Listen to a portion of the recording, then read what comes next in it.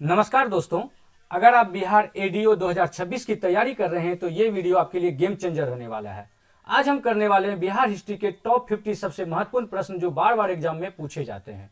इसमें आपको मिलेगा previous year questions, expected MCQs और अन्य फैक्ट्स। और सबसे खास बात, अगर आपने ये वीडियो पूरा देख लिया तो बिहार हिस्ट्री का एक भी इंपॉर्टेंट क्वेश्चन एग्जाम में नहीं छूटेगा। इन 50 प्रश्नों में से अधिकांशतः प्रश्न एग्जाम में आने वाले हैं। तो चलिए आप पूरी वीडियो को देखिए। आप देख रहे हैं दर्पण जीएस, जहां तैयारी नहीं सिलेक्शन की स्ट्रेटजी बनती है। अगर आप हमारे चैनल पर नए हैं तो लाइक सब्सक्राइब कर दीजिए और दोस्तों के साथ शेयर भी करिए। तो चलिए बिना टाइम वेस्ट किए शुरू करते हैं टॉप 50 एमसीक्यू। पहला प्रश्न आपके स्क्रीन पर है, बिहार के किस स्थान से नवपाषाण काल के अवशेष मिले हैं? आंसर बताइए, बिहार के किस स्थान से नवपाषाण काल के अवशेष मिले हैं? From which place in Bihar have remains of the Neolithic age been found? Answer इसका बताइए क्या होगा? बिल्कुल सही, इसका आंसर होगा चिरांद। जो कहां पर स्थित है चिरांद? सारण में। ध्यान रखिएगा, ये काफी इंपॉर्टेंट प्रश्न है, ये काफी बार बीपीएससी पूछ चुका है सिविल सर्विस।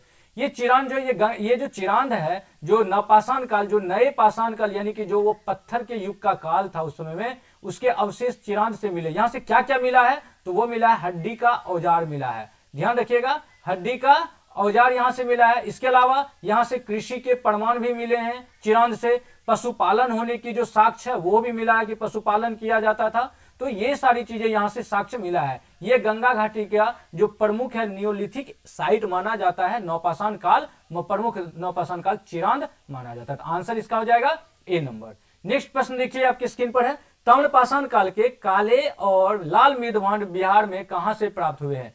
काला और लाल मृदभांड, मृद मतलब मिट्टी का भांड, मिट्टी कहां से प्राप्त हुआ है? तो आंसर बताइए इसका क्या होगा? आंसर इसका होगा बिल्कुल सही सी नंबर, चिरांद और चेचर। चिरांद और चेचर, अभी हमने पढ़ा चिरांद कहां पर है? सारण जिला में है।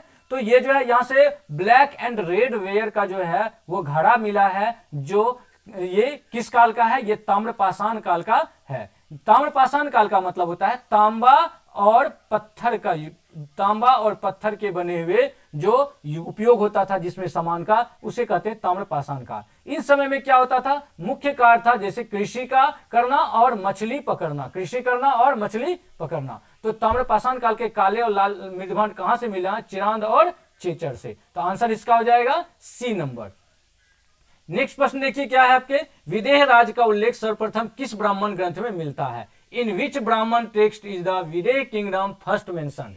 तो बताइए इसका आंसर क्या होगा? विदेह राज का उल्लेख सर्वप्रथम किस ब्राह्मण ग्रंथ में मिलता है? आंसर इसका बताइए क्या होगा? देखिए विदेह का सबसे पहला उल्लेख जो है वो शतपथ ब्राह्मण में है। किस ब्राह्मण में है? शतपथ ब्राह्मण में। ये जो शतपथ ब्राह्मण ये पुस्तक है, ब्राह्मण ग्रंथ है, एक चीज ध्यान रखिएगा, वेद है, उपनिषद है और उपनिषद के अलग अलग ब्राह्मण ग्रंथ है। उनमें से एक ब्राह्मण ग्रंथ का नाम है शतपथ ब्राह्मण, जिसमें विदेह राज का उल्लेख मिलता है। इसमें जो की गई ये बातें वो किया गया यज्ञ पर आधारित ग्रंथ है। ये किस पर आधारित ग्रंथ है? तो ध्यान रखिएगा, यज्ञ पर आधारित किताबें हैं ये जो है याज्ञवल्क्य से संबंधित है। याज्ञवल्क्य जो थे, याज्ञवल्क्य ऋषि, उन्हीं से ये संबंधित है। ये शुक्ल यजुर्वेद से भी जुड़ा हुआ है, ये भी ध्यान रखिएगा। कौन से यजुर्वेद से जुड़ा हुआ है? यह शुक्ल यजुर्वेद से जुड़ा हुआ है। और ये इसमें किस जगह का वर्णन किया? तो मिथिला, विदेह मतलब कहां का, कौन से क्षेत्र का? जो बिहार के दरभंगा का क्षेत्र है, दरभंगा मिथिला क्षेत्र, उस क्षेत्र का इसमें वर्णन किया गया है। तो आंसर इसका हो जाएगा बी नंबर, शतपथ ब्राह्मण। अंग महाजनपद का सर्वप्रथम उल्लेख किस वेद में मिलता है? अंग महाजनपद का जो है सर्वप्रथम उल्लेख किस वेद में मिलता है? आंसर इसका बताइए। देखिए जब ये कहते हैं कि अंग महाजनपद, ये अंग महाजनपद कहां पर? ये बिहार का जो भागलपुर क्षेत्र है, उन्हें उस एरिया को हम कहते हैं भागलपुर बांका वाला क्षेत्र, ये अंग महाजनपद हुआ करता था। जो 16 महाजनपद थे उनमें से अंग महाजनपद, ये जो अंग महाजनपद है इसे अंग प्रदेश का उल्लेख इसमें किया गया है। इसमें जो है ये किस वेद में किया गया है? तो यह किया गया है अथर्ववेद में। अथर्ववेद के बारे में अगर हम जाने तो इसमें किस चीज की चर्चा है? इसमें जादू टोना की चर्चा की गई है। ध्यान रखिएगा, जादू टोना और चिकित्सा की चर्चाएं इनमें की गई है। इसमें सामाजिक जीवन का वर्णन किया गया अथर्ववेद में। जो सबसे लास्ट वेद है इसमें सामाजिक जीवन का वर्णन किया गया। यह सबसे अंतिम वेद है, इसमें लोक परंपराओं के स्रोत को माना जाता है। तो अंग महाजनपद का उल्लेख किसमें है? तो वह अथर्ववेद में है। मगध महाजनपद की प्राचीन राजधानी कौन सी थी? आंसर बताइए, मगध महाजनपद की सबसे पहली राजधानी, प्राचीन राजधानी कौन सी थी? बिल्कुल सही, सी नंबर, गिरिव्रज राजगीर। मगध की ये पहली राजधानी हुआ करता था। ये जो राजगीर है ये पहाड़ियों से घिरा हुआ था, जिससे इसी कारण इसे राजधानी बनाया गया था ताकि दुश्मन इसको भेद ना सके। तो ये जो है पहाड़ियों से घिरे हुए थे। ये जो है ये किसके शासनकाल में था? तो हर्यक वंश के शासनकाल में। हर्यक वंश में भी, हर्यक वंश के पहले संस्थापक कौन थे? तो वो थे बिंबिसार। तो कौन थे? ध्यान रखिएगा, बिंबिसार। ये हर्यक वंश के पहले संस्थापक थे। ये बिंबिसार, ये जो है ये किस क्षेत्र से, मगध महाजनपद या बिंबिसार जो है किस धर्म से जुड़े हुए थे? बौद्ध धर्म से। किनसे जुड़े हुए थे? ध्यान रखिएगा, बौद्ध धर्म से जुड़ा हुआ था। बाद में जो मगध महाजनपद है उसके राजधानी को शिफ्ट कर दिया गया उदयन के काल में पाटलिपुत्र। हालांकि पाटलिपुत्र का निर्माण हुआ था अजातशत्रु के शासनकाल में, लेकिन उदयन के काल में पाटलिपुत्र राजधानी शिफ्ट कर गया था। तो मगध महाजनपद की प्राचीन राजधानी कहां थी? गिरिव्रज राजगीर। तो आंसर नंबर सी। हर्यक वंश का संस्थापक कौन था? अभी हमने चर्चा किया, बताइए, who was the founder of the Haryanka dynasty? कौन थे हर्यक वंश के संस्थापक? बिल्कुल सही, हर्यक वंश के संस्थापक थे बिंबिसार। और हर्यक वंश के ये जो उस समय में हर्यक वंश जब अपना राजधानी मगध का जो स्थापित किया था वो कहां? तो वो किया था राजगीर में। समझिए, बिंबिसार जो थे, बिंबिसार की एक नीति, वो इन्होंने जो अपने अगल बगल के राज्य थे उनसे कौन सी नीति अपनाया था? विवाह नीति अपनाया था, जिससे संबंध अच्छे किए जा सके। और विवाह नीति के द्वारा वो अन्य राज्यों को अपने में मिला करके रखते थे। ये किनके समकालीन थे? ये सवाल भी काफी बार पूछा जाता है। तो ये बुद्ध का समकालीन थे। किनके समकालीन थे? ये बुद्ध के समकालीन थे। और इन्होंने मगध का विस्तार किया था किस नीति के तहत? विवाह नीति के तहत। तो आंसर हो जाएगा बी नंबर। बिंबिसार ने अपने राजवैद्य जीवक को किसके उपचार के लिए भेजा था? राजवैद्य जीवक को किसके उपचार के लिए भेजा था? बताइए आंसर। अजातशत्रु, उदयन, चंद्रप्रद्योत और प्रसेनजीत। आंसर बताइए। बिल्कुल, ये बिंबिसार ने अपने, बिंबिसार के जो डॉक्टर थे जीवक, राजवैद्य, उनको भेजा था किनके उपचार के लिए? चंद्रप्रद्योत के। ये चंद्रप्रद्योत कहां के राजा हुआ करते थे? ये अवंती का राजा थे। कहां का राजा थे? अवंती के राजा थे। जीवक ने इनका इलाज किया था। ये चंद्रप्रद्योत जो थे ये बिंबिसार के मित्र थे। बिंबिसार के ये मित्र थे, इसलिए इनका इलाज के लिए बिंबिसार ने जो है वो भेजे थे किनको? राजवैद्य जीवक को। और इन्होंने जो अवंती है, अवंती का राजधानी कहां हुआ करता था? अवंती का राजधानी उज्जैन था। अवंती का राजधानी कहां था? उज्जैन था। ये एक शक्तिशाली शासक भी थे चंद्रप्रद्योत। हर्यक वंश के किस शासक को कुनिक कहा जाता था? बताइए आंसर। हर्यक वंश के किस शासक को कुनिक कहा जाता था? बहुत इंपॉर्टेंट है। बिल्कुल, ये बिंबिसार के पुत्र थे अजातशत्रु। अजातशत्रु को कहा जाता था हर्यक वंश के, जो हर्यक वंश के शासक कुनिक कहा जाता था। ये बिंबिसार, अजातशत्रु ऐसे जिस पर कोई शत्रु विजय नहीं पा सकता है। ये जो थे ये बिंबिसार के, ध्यान रखिएगा, बिंबिसार के ये क्या थे? पुत्र थे। हर्यक वंश के संस्थापक कौन थे? अभी हमने चर्चा किया, बिंबिसार। अब देखिए, अजातशत्रु जो थे ये वज्जी संघ से युद्ध किए थे। ध्यान रखिएगा, ये भी काफी बार सवाल पूछा जाता है। वज्जी संघ से युद्ध किए थे। ये नए हथियार भी बनवाए थे काफी सारे, जिनसे कि अगल बगल के राज्यों को क्या किया जा सके? हड़पा दिया जा सके। इन्होंने पाटलिपुत्र का नींव भी रखा था। पाटलिपुत्र का नींव किसने रखा था? तो ध्यान रखिएगा, पाटलिपुत्र का नींव रखा था अजातशत्रु ने, लेकिन राजधानी किसने बनाया था? तो राजधानी बनाया था उदयन ने। ये और अजातशत्रु किनके समकालीन थे? ये रखिएगा, ध्यान रखिएगा, बुद्ध के समकालीन थे। तो इनके पिता बिंबिसार और अजातशत्रु किनके समकालीन थे? बुद्ध के समकालीन थे। किस शासक ने सर्वप्रथम पाटलिपुत्र को अपनी राजधानी बनाया? तो किस शासक ने बनाया था? तो वो बनाया था कौन? उदयन ने। किसने बनाया था? उदयन। उदयन ने जो है ये अपनी जो राजधानी पहली बनाया था वो पाटलिपुत्र। इससे पहले गिरिव्रज राजगीर हुआ करता था। ये जो पाटलिपुत्र है ये गंगा के किनारे था। गंगा के किनारे होने के कारण ये जो पाटलिपुत्र है गंगा किनारे, इस कारण ये क्या था कि व्यापार के लिए भी गंगा काफी ज्यादा महत्वपूर्ण था। इसके अलावा जो दुश्मन थे वो भी इसे भेद आसानी से नहीं सकता था। ये रणनीतिक एक स्थान के रूप में बनाया गया था। इससे इनका जो शासन था, प्रशासन काफी ज्यादा इनका मजबूत था। बाद में ये जो पाटलिपुत्र है ये मौर्य साम्राज्य का केंद्र बिंदु बना, जिनमें काफी ज्यादा ये फला फूला। नेक्स्ट देखिए, प्रथम बौद्ध संगीति का आयोजन किसके शासनकाल में हुआ था? तो प्रथम बौद्ध संगीति का आयोजन सवाल देखिए आपके स्क्रीन पर, प्रथम बौद्ध संगीति का आयोजन किसके शासनकाल में हुआ था? आंसर बताइए इसका। देखिए, प्रथम बौद्ध संगीति का आयोजन हुआ था राजगीर में। कहां पर हुआ था? राजगीर में, जो पहला बौद्धिक काउंसिल हुई थी। ये ध्यान रखिएगा, 4 बौद्ध काउंसिल जो है उनको ध्यान रखिएगा, राजगीर, वैशाली और फिर मगध, पटना और इसके अलावा जो है वह कश्मीर, ये 4 का ध्यान रखिएगा। तो प्रथम बौद्ध काउंसिल किस शासक के शासनकाल में हुआ था? तो वह अजातशत्रु के शासनकाल में हुआ था। ये बुद्ध के निर्वाण के बाद हुआ था और इसके पहले अध्यक्ष कौन थे? ध्यान रखिएगा, महाकश्यप। महाकश्यप इसके पहले जो प्रथम बौद्ध संगीति हुआ उसका अध्यक्ष था। इसी में त्रिपिटक संकलन की गई थी। त्रिपिटक का जो संकलन किया गया था वो इसी संगीति में। नेक्स्ट देखिए, आपके स्क्रीन पर है, विश्व का पहला गणतंत्र वैशाली में किसके द्वारा स्थापित किया गया था? By whom was the world's first republic established in Vaishali? Answer बताइए।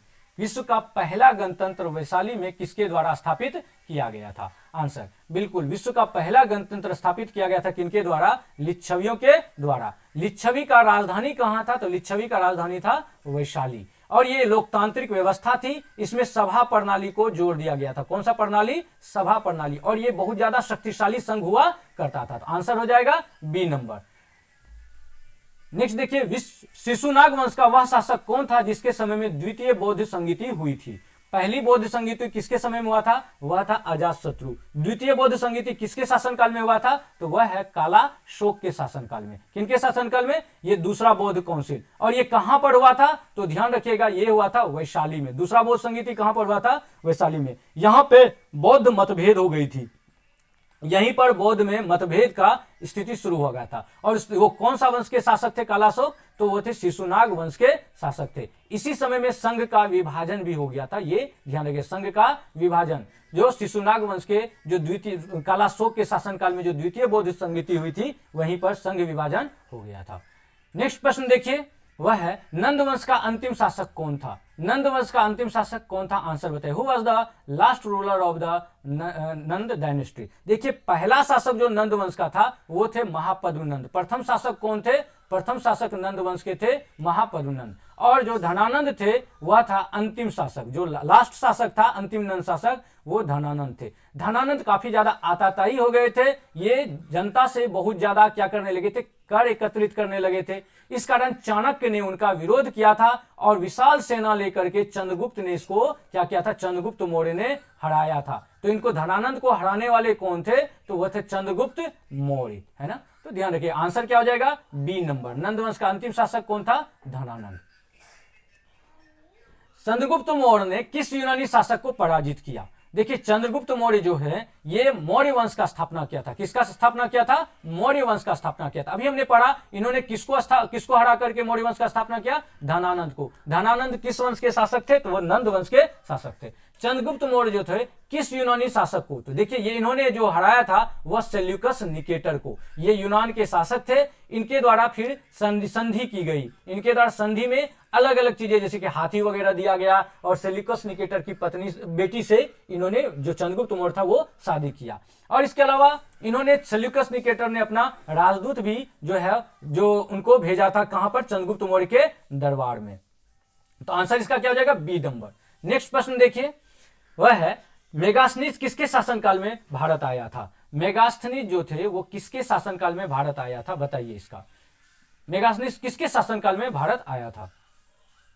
बताइए इसका आंसर आप बताएं। मेगास्थनीज किसके शासनकाल में भारत आया था? बिल्कुल, चंद्रगुप्त मौर्य के शासनकाल में ये क्या होता? भारत आया था मेगास्थनीज। अब अगर हम देखें इसमें तो ये जो है मेगास्थनीज ने कौन सी पुस्तक लिखा था? तो मेगास्थनीज ने लिखा था इंडिका। ये भी पूछा जाता है काफी बार एग्जाम में। इंडिका पुस्तक लिखा था। इंडिका पुस्तक में किस साम्राज्य का वर्णन है? तो मौर्य साम्राज्य का वर्णन है। ये भी ध्यान, उस समय के समाज का भी विवरण इसमें की गई है। साथ ही पाटलिपुत्र का वर्णन इसमें किया गया। ये यूनानी दूत थे सेल्यूकस निकेटर के, है ना। तो आंसर इसका क्या हो जाएगा? B number. नेक्स्ट देखिए, इंडिका पुस्तक के लेखक कौन है? आंसर बताइए, इंडिका पुस्तक के लेखक कौन है? इंडिका पुस्तक के लेखक कौन है? इंडिका पुस्तक के लेखक कौन है? आंसर बताइए। बिल्कुल सही, मेगास्थनीज। इंडिका पुस्तक के लेखक कौन है? मेगास्थनीज। आंसर ध्यान रखिएगा। नेक्स्ट देखते हैं, कौटिल्य किसके प्रधानमंत्री थे? Kautilya was the prime minister of, किसके थे? बताइए आंसर। चाणक्य, जिन्हें दूसरा नाम कहते हैं चाणक्य। किस नाम से जाने जाते हैं ये? चाणक्य, चाणक्य के नाम से जानते। किनके थे?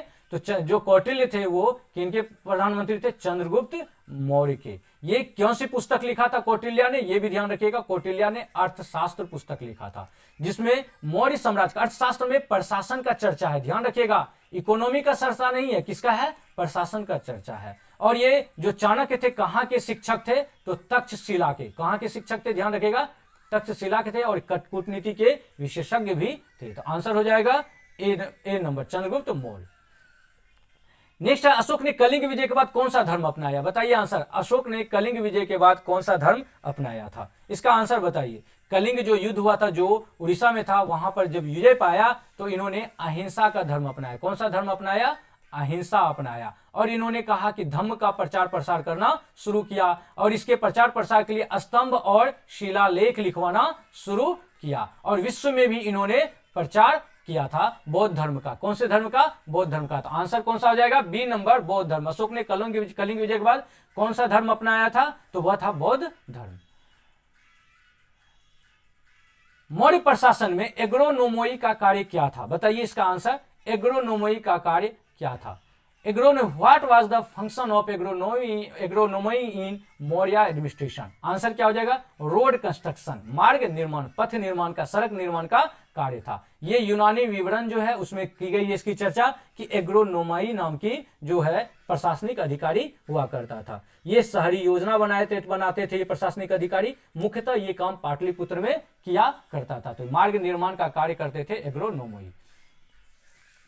अशोक के शिलालेखों में किस भाषा का प्रयोग होता है? काफी बार ये बहुत इंपॉर्टेंट प्रश्न है आपके एग्जाम के लिए। अशोक के शिलालेख में किस भाषा का प्रयोग होता है? बताइए आंसर, किस भाषा का प्रयोग हुआ है? तो वह है प्राकृत भाषा का। कौन से भाषा का? प्राकृत। अगर आपसे पूछे लिपि कौन सा हुआ है, तो लिपि ध्यान रखिएगा, ब्राह्मी लिपि। कौन सा लिपि? ब्राह्मी लिपि का प्रयोग हुआ है। ये आम जनता की भाषा हुआ करती थी, सरल भाषा होता था, इसीलिए इसका इस्तेमाल किया गया था, प्राकृत भाषा का। नेक्स्ट देखिए, बराबर की पहाड़ी जो कि गया में है। बराबर की पहाड़ी कहां पर है? गया में। अशोक ने किन सन्यासियों के लिए गुफाएं बनवाया था? बताइए इसका आंसर क्या होगा? देखिए, अशोक द्वारा ये बनवाया गया था बराबर की गुफा, और ये गया में किनके द्वारा बनवाया गया था? अशोक द्वारा। ये तपस्वी संप्रदाय थे, आजीवक संप्रदाय। कौन थे? आजीवक। ये तपस्या क्या करते थे? कठोर जीवन जीते थे, और ये नियतिवाद में विश्वास करते थे। ध्यान रखिएगा, किन में ये विश्वास करते थे? नियतिवाद में। तो बराबर की पहाड़ी में अशोक ने किसके लिए? आजीवक संप्रदायों के लिए गुफाएं बनवाया था। नेक्स्ट देखिए, प्रश्न है आपके स्क्रीन पर, मौर्य वंश का अंतिम शासक कौन था? बताइए आंसर। मौर्य वंश का प्रथम शासक चंद्रगुप्त मौर्य, और चंद्रगुप्त मौर्य के पुत्र का नाम क्या था? ध्यान रखिएगा, चंद्रगुप्त मौर्य। चंद्रगुप्त मौर्य के पुत्र का नाम क्या था? बिंदुसार। बिंदुसार, जिन्हें अमित्र घात भी कहा जाता था, और उसके पुत्र का नाम है अशोक था, है ना। तो चंद्रगुप्त मौर्य वंश का अंतिम शासक कौन था? तो मौर्य वंश का अंतिम शासक बृहद्रथ था। कौन था? बृहद्रथ, है ना। इसी को बृहद्रथ को किसने मारा था? तो उनके ही जो थे मंत्री पुष्यमित्र शुंग, उन्होंने ही मारा था बृहद्रथ को। ये बहुत कमजोर शासक थे, इनके समय में साम्राज्य का पतन हो गया था, तो पुष्यमित्र शुंग ने इन्हें मार करके कौन से वंश का स्थापना किया? तो वह शुंग वंश का, ध्यान रखिएगा, शुंग वंश का स्थापना किया था। नेक्स्ट देखिए, शुंग मौर्य काल के बाद मगध पर किस वंश का शासन स्थापित हुआ? तो मौर्य काल के बाद मगध पर किस वंश का शासन स्थापित हुआ था? तो ध्यान रखिएगा, शुंग वंश का। कौन से वंश का? अभी हमने कहा पुष्यमित्र शुंग ने बृहद्रथ को मार करके शुंग वंश का क्या किया था? स्थापना किया था। ये इससे जो है ब्राह्मण धर्म जो था उस समय में काफी ज्यादा एक तरह से मिटने के कगार पर आ गया था, तो ब्राह्मण धर्म को फिर से ये पुनर्जीवन दिया था। ये मौर्य के बाद है, और ये पुष्यमित्र संघ के काल को कहा जाता है। कला का विकास इस समय में काफी ज्यादा हुआ था, और मध्य भारत पर भी नियंत्रण पुष्यमित्र संघ के समय में नियंत्रण काफी ज्यादा बढ़ गया था। तो इस नेक्स्ट देखें, वह है प्रसिद्ध विद्वान अश्वघोष किसके समकालीन थे? जो अश्वघोष हैं ये किसके समकालीन थे? तो ये कनिष्क के समकालीन थे। किसके समकालीन थे? कनिष्क के। ये किस वंश से संबंधित है? कनिष्क कुषाण वंश से। ध्यान रखिएगा, कुषाण शासक था जो कहां पर शासन किया करता था? तो ये मुख्यतः कश्मीर क्षेत्र में, है ना। तो इन्हीं के समय में ये बौद्ध धर्म के समर्थक थे। इन्हीं के समय में जो है कश्मीर में जो हुआ था, कौन सा? बौद्ध धर्म का चौथा जो है सम्मेलन हुआ था। बौद्ध धर्म के ये समर्थक थे, चौथी संधि थी इन्हीं समय में। इनके समय में गांधार कला को काफी ज्यादा प्रोत्साहन दिया गया था। अश्वघोष किनके समकालीन थे? तो वो कनिष्क के समकालीन थे। जो चौथा बौद्ध धर्म हुआ था उसके अध्यक्ष भी कौन थे? अश्वघोष को बनाया गया था। प्रसिद्ध विद्वान अश्वघोष किसके समकालीन थे? तो वो कनिष्क के। नेक्स्ट प्रश्न देखते हैं, गुप्त वंश के किस शासक को भारत का नेपोलियन कहा जाता है? बताइए, गुप्त वंश के किस शासक को भारत का नेपोलियन कहा जाता है? आंसर बताइए।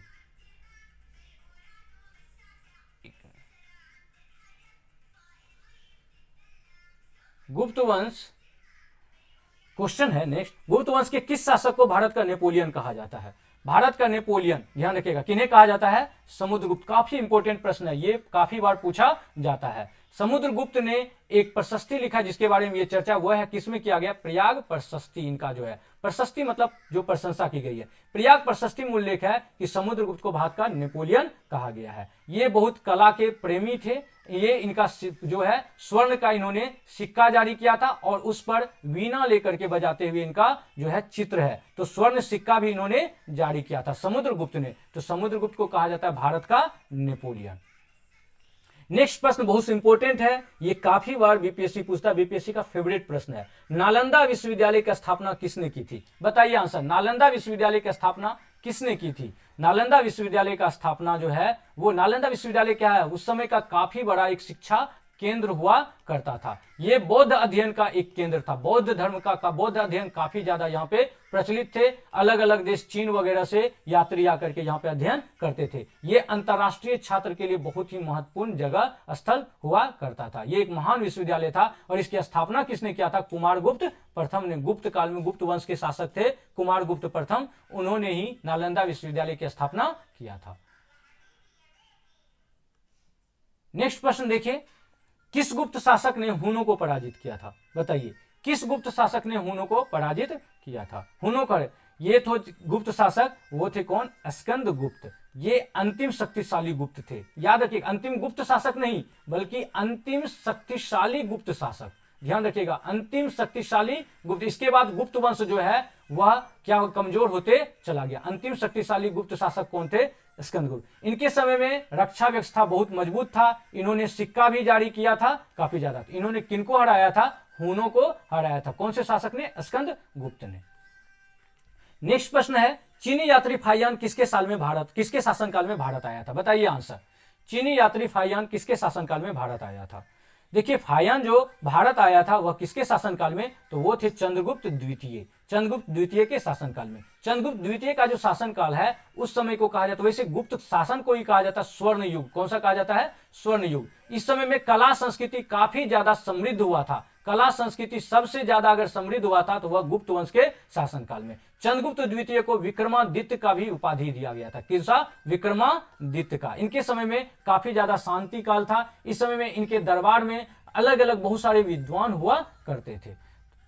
नेक्स्ट प्रश्न देखिए, वह है आर्यभट्ट का संबंध किस नगर से था? बताइए आंसर। आर्यभट्ट का संबंध किस नगर से था? आर्यभट्ट जो है ये खगोल शास्त्री थे। कौन से थे? जो आकाश के अध्ययन करता है, जो ब्रह्मांड का अध्ययन करता है, उनका वो व्यक्ति थे आर्यभट्ट। आर्यभट्ट जो थे ये शून्य का विकास किया था। ध्यान रखिएगा, किसका विकास किया था? शून्य का विकास किया था। ये गणितज्ञ भी थे और ये विज्ञान का बहुत बड़ा केंद्र उस समय में हुआ करता था पाटलिपुत्र। तो आर्यभट्ट का संबंध किस नगर से था? पाटलिपुत्र। उस समय में उसे कुसुमपुर भी कहा जाता था। तो पाटलिपुत्र। आर्यभट्ट का संबंध किस नगर से था? तो वह है पाटलिपुत्र। नेक्स्ट प्रश्न देखिए, हर्षवर्धन के समय बिहार के किस विश्वविद्यालय में वेनसांग ने पढ़ाई की थी? In which university of Bihar did Xuanzang study during Harshavardhana time? बताइए, हर्षवर्धन किस समय में बिहार के किस विश्वविद्यालय में? आंसर बताइए इसका आंसर। देखिए, अगर आप हमारे चैनल पर नए हैं तो लाइक कर दीजिए, सब्सक्राइब कर दीजिए और अपने दोस्तों के साथ शेयर भी करिए ताकि आपको पूरी जीएस सीरीज मिलते रहे। मैं आपको ये फास्ट इसलिए तैयारी करवा रहा हूं, अभी ये प्रश्न मैं डिटेल में भी आपको पढ़ाऊंगा। मैं एक नई सीरीज लेकर के आने वाला हूं जो सरकारी नौकरी के नाम से होगा और उस सीरीज से जरूर आप जुड़िएगा। उसमें मैं डिटेल में आपको पढ़ाऊंगा पूरी हिस्ट्री, ज्योग्राफी, पॉलिटी वगैरह। अभी ये एग्जाम 13 तारीख 14 से स्टार्ट है और 14 से लेकर के जो स्टार्ट है इसी का कम समय है, तो हम इन्हें ज्यादा तेजी से रिवीजन कर लें और इंपॉर्टेंट क्वेश्चन का रिवीजन कर लें। आप पूरी वीडियो देखिए, ये आपको काफी फायदा पहुंचाएगा। हर्षवर्धन के समय बिहार के किस विश्वविद्यालय में वेनसांग ने पढ़ाई की थी? बताइए आंसर।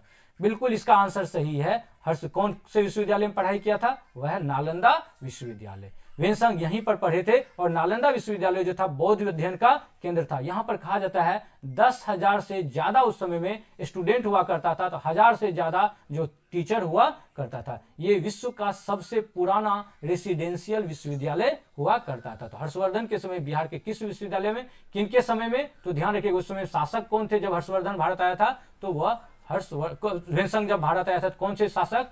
तो वो थे हर्षवर्धन। नेक्स्ट प्रश्न देखिए, वह है हर्षवर्धन के शासनकाल में नालंदा विश्वविद्यालय के कुलपति कौन थे? ये काफी बार पूछा जाता है। बताइए कुलपति, वाइस चांसलर कौन थे? तो वाइस चांसलर कौन थे उनके समय में? वो थे शीलभद्र। ये नालंदा के कुलपति हुआ करते थे, यही वेनसंग के गुरु भी थे। ध्यान रखिएगा, वेनसंग के गुरु भी पूछ सकता है कि वेनसंग का गुरु कौन थे? तो वेनसंग इनका चर्चा किया है जो शीलभद्र का अपनी पुस्तक में। तो वेनसंग के गुरु भी हुआ करते थे कौन? शीलभद्र, ठीक ना। ये बौद्ध दार्शनिक थे और योगाचार मत से काफी ज्यादा ये जुड़े हुए थे। कौन से मत से जुड़े हुए थे? ये यूपीएससी ने बीपीएससी ने पूछा है, ध्यान रखिएगा, योगाचार मत से जुड़े हुए थे, काफी ज्यादा विद्वान शिक्षक थे। तो आंसर बी। नेक्स्ट प्रश्न देखिए, वह है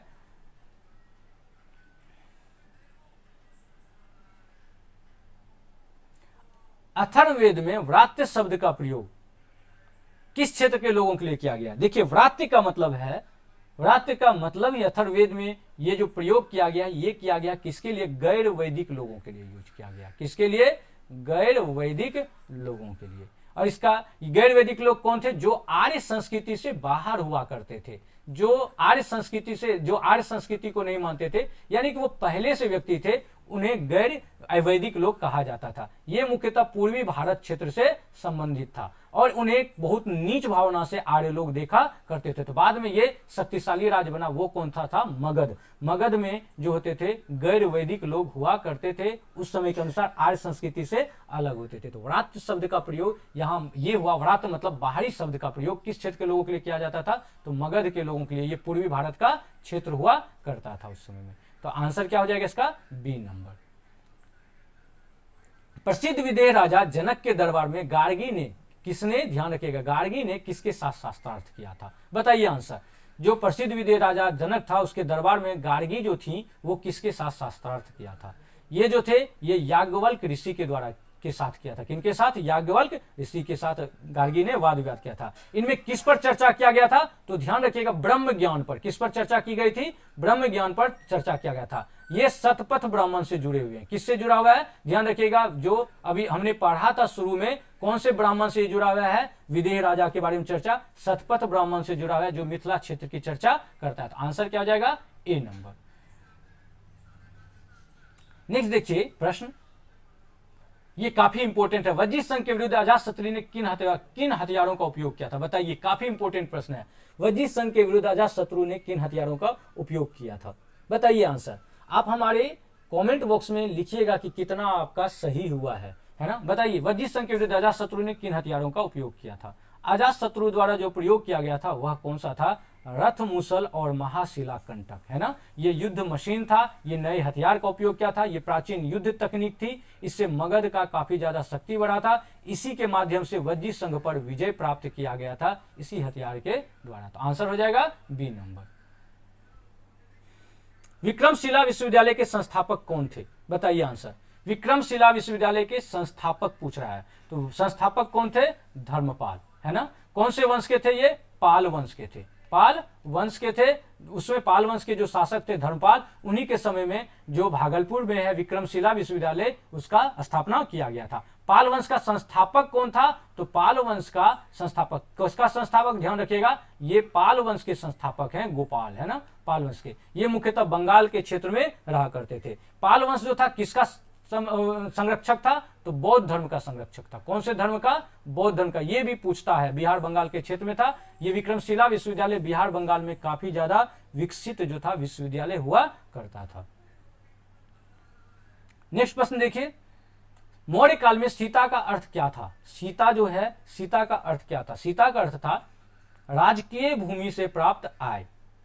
है ना, क्या राजकीय भूमि से, जो इनकम होता था स्टेट लैंड उससे, राजस्व भूमि से, तो ये राज्य की भूमि हुआ करता था, उससे जो आय प्राप्त होती थी, राज्य की भूमि पर खेती कराया जाता था मौर्य प्रशासन के द्वारा, और उससे जो आय प्राप्त होती थी उसको कहा जाता था सीता। इसका उल्लेख किस किताब में है, तो चाणक्य का किताब अर्थशास्त्र में है, अर्थशास्त्र में इसका उल्लेख किया गया। अर्थशास्त्र में मुख्यतः किसका बात किया गया है, प्रशासन का, मौर्य प्रशासन की बातें की गई है, वर्णन की गई है। तो आंसर इसका क्या हो जाएगा, बी नंबर, राजकीय भूमि से प्राप्त आय।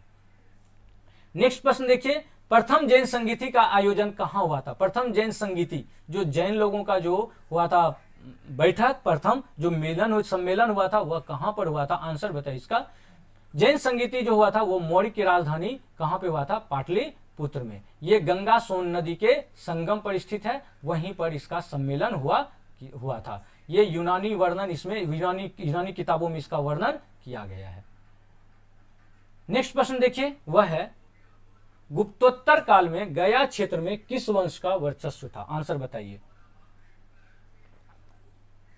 गुप्तोत्तर काल में गया क्षेत्र में किस वंश का वर्चस्व था, बिल्कुल सही, इसका बी नंबर, आंसर क्या हो जाएगा, बी नंबर, उत्तर गुप्त। जो गुप्त के बाद वाला जो क्षेत्र है उसमें गया क्षेत्र में किस वंश का उत्तर है वर्चस्व था, तो वह था उत्तर गुप्त का, है ना। ये उत्तर गया क्षेत्र का नियंत्रण काफी ज्यादा क्या करता था, इस समय में कमजोर शासन हुआ करता था, ये एक छोटा राज्य हुआ करता था। धीरे धीरे ये पतन का काल भी कहा जाता है। नेक्स्ट प्रश्न देखिए, हर्षवर्धन की मृत्यु के बाद बिहार में अराजकता फैलाने वाला स्थानीय नेता कौन था। देखिए, हर्षवर्धन की जब मृत्यु हो गई तो एक स्थानीय शासक थे, उनका नाम था अर्जुन। इन्होंने अराजकता काफी ज्यादा फैलाया था, क्योंकि उसमें हर्षवर्धन की मृत्यु के बाद प्रशासन काफी कमजोर हो गया था, सत्ता के लिए संघर्ष होने लगी थी, इससे बिहार में अस्थिरता फैल गया था। तो हर्षवर्धन की मृत्यु के बाद बिहार में अराजकता फैलाने वाला स्थानीय नेता कौन था, तो आंसर हो जाएगा अर्जुन। नेक्स्ट प्रश्न देखिए, उदंतपुरी विश्वविद्यालय बिहार के किस जिले में स्थित था, बताइए। उदंतपुरी विश्वविद्यालय बिहार के किस जिले में स्थापित था। देखिए, उदंतपुरी जो है यह किस जिला में स्थापित था, नालंदा जिला में। किसमें, नालंदा। यह बौद्ध शिक्षा का केंद्र हुआ करता था। पाल काल में इसका विकास हुआ था। कौन से समय में, पाल वंश के समय में इनका विकास हुआ था। यह बिहार का प्रमुख स्थल था, आज भी खंडहर के रूप में यह मौजूद है। तो बौद्ध शिक्षा किसका केंद्र हुआ करता था, तो ध्यान रखिएगा, ये बौद्ध शिक्षा केंद्र हुआ करता था। पाल वंश में एक विक्रमशिला विश्वविद्यालय जो भागलपुर में, और दूसरा उदंतपुरी विश्वविद्यालय जो नालंदा में स्थित था। तो ये बौद्ध शिक्षा का केंद्र हुआ करता था। तो आंसर हो जाएगा नालंदा।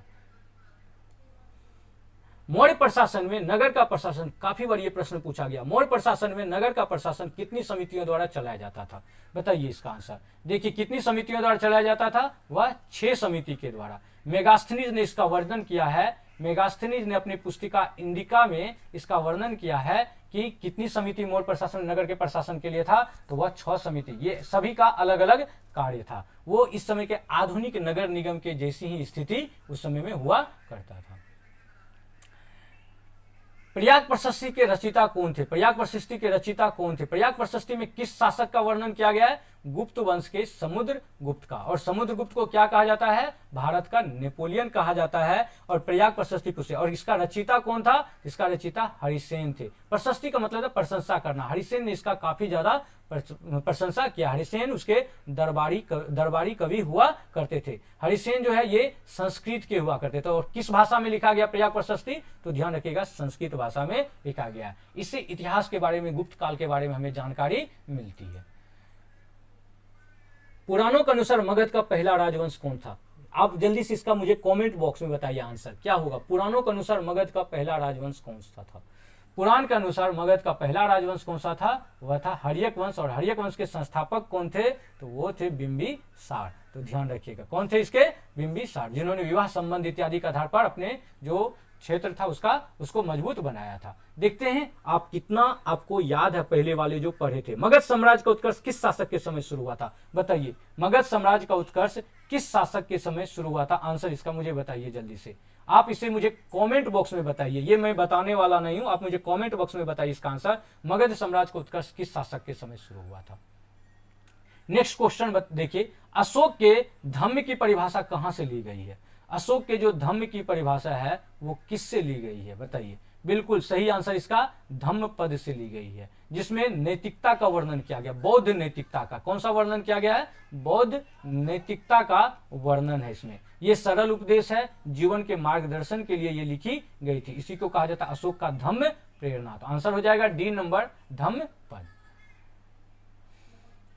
एकराट की उपाधि किस शासक ने धारण की थी? एकराट का उपाधि किस शासक ने धारण किया था? आंसर बताइए इसका। एकराट का उपाधि किस शासक ने धारण किया था? बताइए इसका आंसर, बताइए इसका आंसर। एकराट की उपाधि किस शासक ने धारण किया था? महापद्मनंद ने। किसने धारण किया था? महापद्मनंद ने। ये विशाल साम्राज्य इनका हुआ करता था। ये मुख्यतः कहा जाता है शूद्र मूल के हुआ करते थे। ये शूद्र हुआ करते थे। ये कई क्षत्रियों को काफी ज्यादा क्या किए थे? नष्ट कर दिए थे। ये नंद वंश के संस्थापक थे महापद्म नंद, और नंद वंश के अंतिम शासक थे धनानंद, जिसे चंद्रगुप्त मौर्य ने हराया था। तो एकराट की उपाधि किसने? महापद्म नंद ने धारण किया था। नेक्स्ट क्वेश्चन देखिए, आपके स्क्रीन पर है। नालंदा विश्वविद्यालय को किसने नष्ट किया? ये काफी बार बीपीएससी पूछता है। ये बीपीएससी का जो है बहुत ही इंपॉर्टेंट प्रश्न है। नालंदा विश्वविद्यालय को किसने नष्ट किया था? तो वह था बख्तियार खिलजी, है ना। ये तुर्क आक्रमणकारी थे बख्तियार खिलजी। कौन से थे ये? तुर्की थे। तो तुर्क आक्रमणकारी थे, बिहार बंगाल विजय के लिए निकले थे, और शिक्षा के केंद्र जो नालंदा विश्वविद्यालय था उसको नष्ट कर दिया था। तो आंसर बी नंबर। अशोक ने अपने राज्याभिषेक के कितने वर्ष बाद कलिंग विजय की? ये काफी बार पूछा जाता है। कलिंग विजय जो हुई थी उसमें काफी ज्यादा भारी जानहानि हुई थी। अशोक का इसी में मन परिवर्तन हो गया और उन्होंने बौद्ध धर्म को अपना लिया था और धम्म नीति शुरू किया था। और अपने राज्याभिषेक के कितने वर्ष? 8वें वर्ष। कौन सा वर्ष था? 8वें वर्ष में इन्होंने जो है वह जो है राज्याभिषेक के 8वें वर्ष बाद उन्होंने कलिंग विजय किया था। Answer number B. नेक्स्ट प्रश्न है, मगध के किस शासक ने वैशाली को अपना राजधानी बनाया? आंसर बताइए। मगध के किस शासक ने वैशाली को अपना राजधानी बनाया? मगध के शिशुनाग ने उन्होंने वैशाली को अपना राजधानी बनाया। ये नंद से पहले, नंद वंश से पहले के शिशुनाग वंश थे। उन्होंने प्रशासन का सुधार किया, मगध का विस्तार किया और जो था वो स्थिर शासन लाया। नेक्स्ट प्रश्न बताइए, देखिए कौन सा है। हर्यक वंश के अंतिम शासक नागदशक को किसने हटाया था? हर्यक वंश के अंतिम शासक नागदशक को किसने हटाया था? तो वह कौन है? शिशुनाग। कौन है? आंसर क्या हो जाएगा? शिशुनाग। ये हर्यक वंश के अंतिम शासक थे नागदशक, ये ध्यान रखिएगा। और हर्यक वंश के प्रथम शासक बिंबिसार, बिंबिसार का पुत्र उसके बाद अजातशत्रु, अजातशत्रु का पुत्र उदयन और उसके बाद कालाशोक। तो ध्यान रखिएगा, ये शिशुनाग वंश का अंतिम शासक कौन था? नागदशक। और उसको किसने हराया था? शिशुनाग ने। और शिशुनाग वंश का स्थापना किया था। इसमें शिशुनाग को जनता का समर्थन प्राप्त था, इसलिए इन्होंने क्या क्या? राजधानी मगध में स्थिरता लाने के लिए राजधानी को परिवर्तित करके कहां लेके चला गया? पाटलिपुत्रा से वैशाली, है ना। तो नेक्स्ट देखिए, वह मौर्य काल में शिक्षा का सबसे प्रसिद्ध केंद्र कौन सा था? देखिए मौर्य काल में पूछा जा रहा है, मौर्य काल में शिक्षा का सबसे प्रसिद्ध केंद्र कौन सा था? तक्षशिला, है ना। ये जो है विश्व प्रसिद्ध शिक्षा केंद्र हुआ करता था। चाणक्य यहीं पर शिक्षक हुआ करते थे। तो ये मौर्य काल की जब पूछता है तो उस समय में शिक्षा का सबसे प्रसिद्ध केंद्र कौन हो गया? तो वह हो गया तक्षशिला, जो अभी कहां पर है? तो यह पाकिस्तान में है। नेक्स्ट प्रश्न देखिए, गुप्तोत्तर काल में बिहार के किस परवर्ती गुप्त शासक ने अश्वमेध यज्ञ किया था? कौन से परवर्ती किस परवर्ती गुप्त शासक ने अश्वमेध यज्ञ किया था? तो वह है आदित्य सेन। कौन है? आदित्य सेन। ये उत्तर गुप्त शासक थे। इन्होंने अश्वमेध यज्ञ किया था शक्ति प्रदर्शन के लिए, वैदिक परंपरा के अनुसार इन्होंने किया था। तो आंसर हो जाएगा बी नंबर। नेक्स्ट प्रश्न देखिए, वत्स महाजनपद की राजधानी क्या थी? वत्स महाजनपद की राजधानी क्या थी? आंसर बताइए इसका। बिल्कुल सही, वत्स की राजधानी कहां था? कौशाम्बी। कहां था वत्स की राजधानी वत्स महाजनपद की? ये व्यापारिक नगर हुआ करता था। कौन सा नगर हुआ करता था? ध्यान रखिएगा, व्यापारिक नगर हुआ करता था। गंगा नदी के किनारे था, जिससे कि व्यापार करना आसान हुआ करता था। ये बौद्ध का केंद्र भी था। कौन सा केंद्र था? बौद्ध केंद्र भी, और बहुत पुराना नगर। तो वत्स महाजनपद की राजधानी कहां? कौशाम्बी। चंद्रगुप्त मौर्य के दरबार में कौन सा यूनानी राजदूत आया था? बताइए, कौन सा यूनानी राजदूत आया था? आंसर मेगास्थनीज। और इन्होंने कौन सा पुस्तक लिखा था? मुझे कमेंट बॉक्स में बताइए आंसर। देखते हैं आपको याद है या नहीं है। डायमेकस किसके समय में आया था? तो बिंदुसार के समय में। और डायोनिसियस किसके समय में? अशोक के राज्यकाल में आया था। अशोक के किस शिलालेख में कलिंग युद्ध का वर्णन है? ये प्रश्न बहुत इंपॉर्टेंट है, ध्यान रखिएगा। अशोक के किस शिलालेख में कलिंग युद्ध का उल्लेख है? तो 13वां शिलालेख में, जिसमें पश्चाताप किया गया है। क्या किया गया? अशोक के द्वारा पश्चाताप की बातें की गई है। इसमें अहिंसा का संदेश दिया गया है, धम्म प्रचार की बातें की गई है। किसकी प्रचार? धम्म प्रचार, जो बौद्ध नैतिकता की बातें करता है। तो आंसर कौन सा हो जाएगा? D number 13वां। शुंग वंश का संस्थापक कौन था? शुंग वंश का संस्थापक था पुष्यमित्र शुंग, जिन्होंने अंतिम मौर्य शासक किसका हत्या किया था? बृहद्रथ का हत्या करके जो है वह राजा बने थे। बृहद्रथ के ये जो थे प्रधानमंत्री हुआ करते थे। ये ब्राह्मण धर्म के समर्थक थे और यज्ञ पुनर्जीवन किया था। नेक्स्ट देखिए, प्रश्न है गुप्त काल में स्वर्ण सिक्के को क्या कहा जाता था? बताइए इसका आंसर। गुप्त काल में स्वर्ण सिक्के को क्या कहा जाता था? बिल्कुल सही, गुप्त काल में स्वर्ण सिक्के को दिनार कहा जाता था, है ना। यह आर्थिक समृद्धि के लिए काफी ज्यादा गुप्त साम्राज्य जो था, गुप्त काल जो था प्रसिद्ध था। कला और संस्कृति का स्वर्ण युग भी कहा जाता था। नेक्स्ट प्रश्न देखिए, जो ये अंतिम प्रश्न है, हर्षवर्धन के समय भारत आने वाले चीनी यात्री का नाम क्या था? बताइए, हर्षवर्धन के समय भारत आने वाले चीनी यात्री का नाम क्या था? आंसर बताइए। हर्षवर्धन के समय भारत आने वाले चीनी यात्री का नाम था वेनसांग, जो किससे संबंध है? बौद्ध धर्म से संबंधित। और ये कहां पर अध्ययन किया था? नालंदा में अध्ययन किया था। मुझे वेनसांग के गुरु का नाम बताइए कमेंट बॉक्स में। चलिए, यहां पर लास्ट प्रश्न है, वह है मौर्य काल में राजकीय मुद्रा क्या थी? आंसर बताइए। मौर्य काल में राजकीय मुद्रा क्या थी? बिल्कुल सही, पर्ण। मौर्य काल में राजकीय मुद्रा क्या था? पर्ण, जिसका ये धातु का सिक्का हुआ करता था। इसका उपयोग व्यापार में होता था, कर देने में हुआ करता था। इसका उल्लेख किसमें है? अर्थशास्त्र में। अर्थशास्त्र पुस्तक किसने लिखा? कमेंट बॉक्स में मुझे बताइए। आपका कितना सही हुआ मुझे कमेंट बॉक्स में जरूर कमेंट करके बताइए। अगर आप हमारे चैनल पर नए हैं तो लाइक कर दीजिए, सब्सक्राइब कर दीजिए, अपने दोस्तों के साथ शेयर भी करिए। मैं फिर नई वीडियो लेकर के फिर से आ रहा हूं आपके सामने, इंपॉर्टेंट एडीओ का अगला वीडियो। तब तक के लिए धन्यवाद।